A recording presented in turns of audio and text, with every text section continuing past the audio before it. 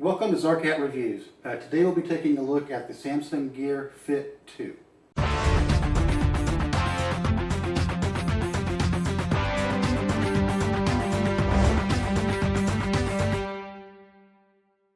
Okay, so here is the Gear Fit2 on the wrist. One of the nice features is it is motion activated. So if you want to activate the screen, just a motion of the wrist, turn it towards your face, and it'll automatically come on and give you a display. You notice up front you have the 1.5 inch Super AMOLED screen. It does have an adjustable strap. Very easy on, very easy to take off. A couple of highlights: it does have 512 megabytes of RAM. It does have 4 gigabytes of storage and a 200 milliamp battery. Features a heart rate sensor, a built-in GPS, automatic workout tracking. More comment on that in just a moment. Smartphone pairing via Bluetooth with built-in music player and support for music apps like Spotify. Highlights are smart notifications, motion detection, and music playback either from the device itself or from the host phone through Bluetooth. Okay, so let's take a look at the interface, take a look at how the watch works. Okay, so here's the watch, and we can use these buttons on the side. This is a home button. This is an OK or a next button. So if we just push the button here, that will turn on the device. This particular watch face gives us the time and our steps. Sorry, this is our stairs. Let me turn that back on. Our stairs, our steps, and our total calories for the day. Okay, so as we flick through the screens going backwards, we get to a notification screen, and you notice there's some information here already. I have a text message that I can open. I can see the message, and I can choose to open it up on the phone if I chose, or to block the app. I can give a limited reply directly from the watch. These are predetermined messages that you can choose ahead of time. They are customizable, so you can change these to whatever you would like them to be. But it is very limited what you can choose from. So let's go back and back to the main watch face. So from here, scrolling across, it gives us our total calories for the day. We can choose an activity. In this case, I've got it set up for running. Our total steps, number of floors, heart rate. It does have a heart rate monitor here on the back. It is optical, so the accuracy seems good, seems close, may not be 100%, but it does seem reasonably close. It gives you an idea of what your heart rate actually is. So continuing forward, you can link this to other accounts, so you can compete with friends in the number of steps, number of calories, things like that. And you do have some customization. You can add your own additional app on this slide.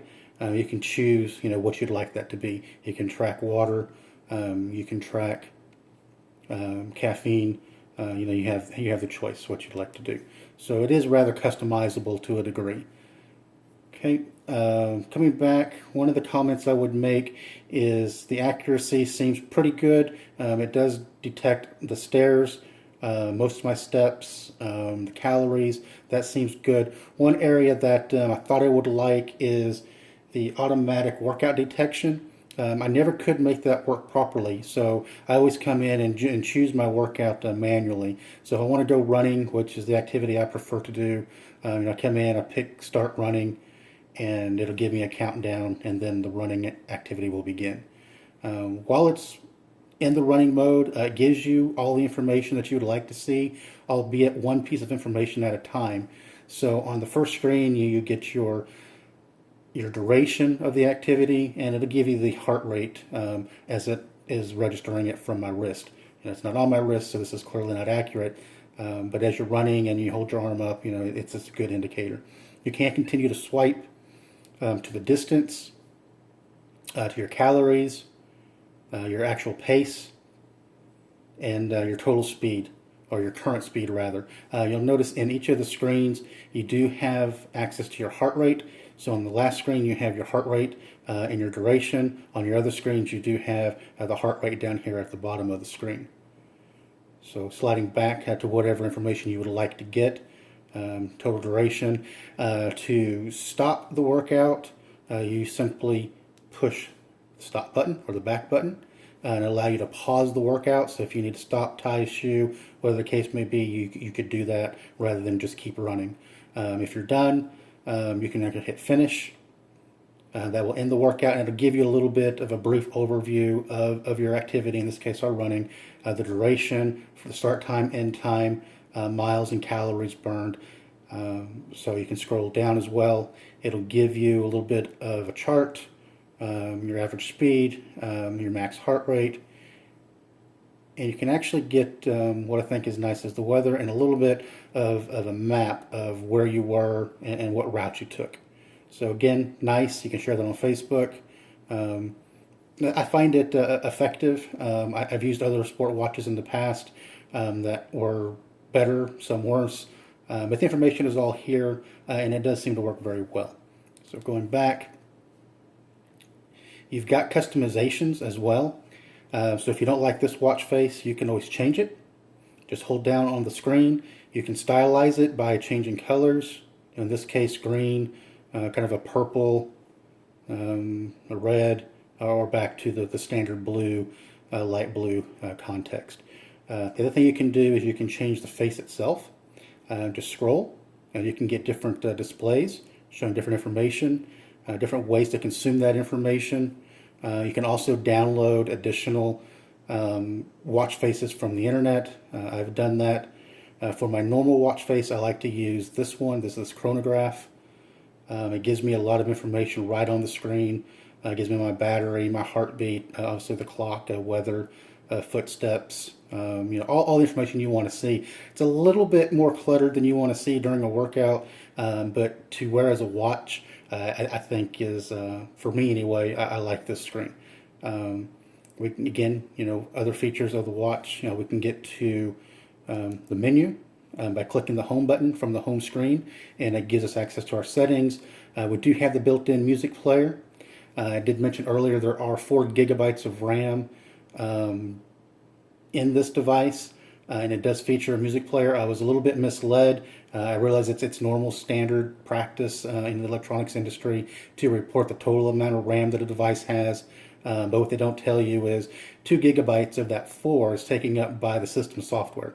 I understand the software's got to go somewhere, but it would be nice if they had reported the amount of memory available to you, the consumer, rather than the total available to the device. So when I went to transfer my music to this device, which was a good feature for me, I found out that I didn't have 4 gigs available, I only had 2. So just be aware, 2 gigabytes of storage available to the consumer. Here's the built-in music player, very simple but effective. You can play it from the device, or you can play it from your phone. You've got that control. So in this case, you hit the configuration button, and it's telling me the music is coming from the phone. I can change that with a tap. Now it's coming from the Gear Fit 2. So from here, I've got access to music that has been transferred to the Gear Fit rather than playing on my phone. So if you're like me, you're a runner. I was running with my phone. I was running with my Bluetooth. I had a lot of devices with me. With this, I can leave the phone at home. I just need the Fit itself and a pair of headphones, and I'm good to go. So I do like that. I just wish the capacity was a little bit bigger. Anyway, you can control the song. You can control start and stop. So you've got full control here. You've got volume up here as well. And again, you can switch back and forth from the gear to the phone with just a push of a button. I think that's, for me, is a good feature. You've got access to your 24-hour log. If you want to see how you've been doing the last 24 hours, it gives you all that information here. You can also get this information from the S Health app on the Samsung device itself, but you also have access to you anywhere you're at or in the Gear Fit. So going back, you've got access to, again, your exercise. You can configure what you want to do. So in running, and I've got a target of 30 minutes. It tracks my location. It does give me audible information through my Bluetooth every 1 mile. I can view my history here in the log. So it's all there, very easy to get to. You can also change the activity type.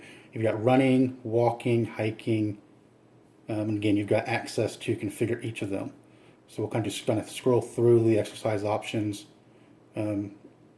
Walking, hiking, cycling, step machine, exercise bike, elliptical trainer, treadmill. Again, a lot of options you've got that it can track for you. I haven't tried them all. Again, I'm a runner. That's what I like to do. That's why I got this device. So that's where my focus is. But you can see it's got a wide selection of different exercises depending on yourself and what activities you like to participate in. So again, coming back out to the menu, we've got access to our steps. It gives us this at a week view, so we can see Sunday, Monday, Tuesday, all the way at a week at a time. We can get a glance at how we're doing, if we're meeting our goals, which again are configurable by the user. So you can set your target here, and you can control that. So probably very similar to any other fit band or fitness band that you might use. Again, you've got access to floors, your heartbeat. You can measure that whenever you like. It does keep track of your history, min, max, etc. You can see that again at a weekly glance. It's very handy information if you're tracking that kind of thing. Okay, and then the Together, this is where you can connect to a friend that also has the S Health app. I'm not sure what limitations you have there, but it seems like it would be a good way to keep a healthy competition with your friend and keep your fitness program on track. You can also track your daily water, your caffeine. It is manual. You go into water and you tell it how many 8-ounce glasses of water you've had, or how many glasses of caffeine that you've had. We can show that here. Record your caffeine intake. It says if we had some caffeine, we've had a cup, and you can track that if you're interested in keeping that kind of a log. So flexibility is good. If you've lost your phone for whatever reason, just to tap on the Find My Phone, and it will send an alert to your phone and make it loud. You can go track it down and find it. We do have a couple of apps built into the fitness band. You've got a timer. If you want to do a countdown for whatever reason, you've also got access to your stopwatch. So having this handy, we've all got these on our smartphones. It's nice to have this on your wrist whenever you want it.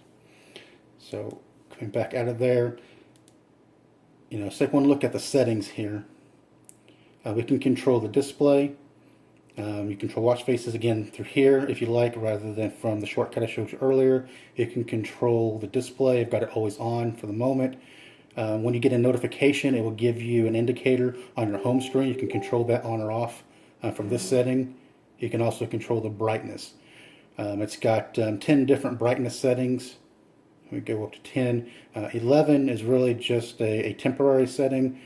Keep it for the next 5 minutes in outdoor mode. I'm finding that it doesn't have very good brightness when you're outside. It's fantastic indoors, but when I'm outside running, I'm always having to raise my arm up, bring it a little bit closer to my face, or kind of shade it a little bit. It's just not bright enough for outdoor use, in my opinion.